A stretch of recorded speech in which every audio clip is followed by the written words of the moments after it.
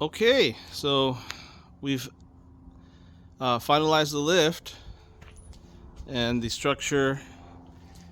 You know, we wanted to have this high up in the air so that the foundation people could have some room to work. So, you know, we're probably a good 24 inches, 2 feet off the ground, but the structure is solid. It's resting on the cribs right now. Everything really works smoothly.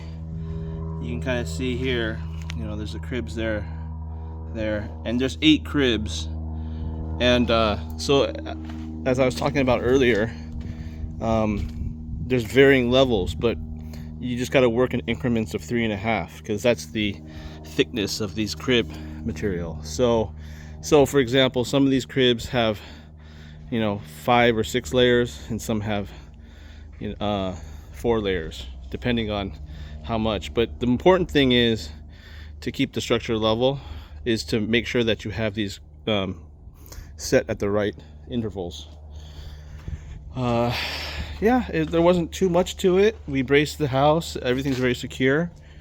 And you know what was helpful were these little boxes that we made that helped, you know, create a box, a border for us to level these out perfectly. And you can see here again, we wanted some distance, so hence this offset from underneath the foundation. And here is the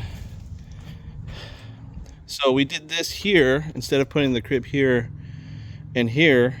What we did is, because they need to excavate this area and then do the pour, and instead of initially they wanted to do that, drop it, and then just do this and join it later. But it's much better to pour concrete all at once. And to facilitate that, what we did is these 2 arms here, we basically put this long beam to support and give them clearance here to work. So that was a little bit of a different way of doing it to create distance. You know, things that we could have done a little bit better is that you can see here, this is not ideal. You know, we would want this to be actually centered upon here, but we didn't because we wanted to tie that into there. But, you know, things being said, if we did it again, we definitely want to center here on this crib right here, so it's distributed better. I think it's fine. The building's not too heavy, but if you are working with a heavier structure, you definitely want to consider that. And then, so most of the weight is bearing on these blocking here, so it's probably tilted a little bit, but it's going to hold for our purposes. So there it is. And then hopefully the next update that we have, we're going to be talking to the concrete guys, and they'll be doing the pour on the foundation and the what do you call that again?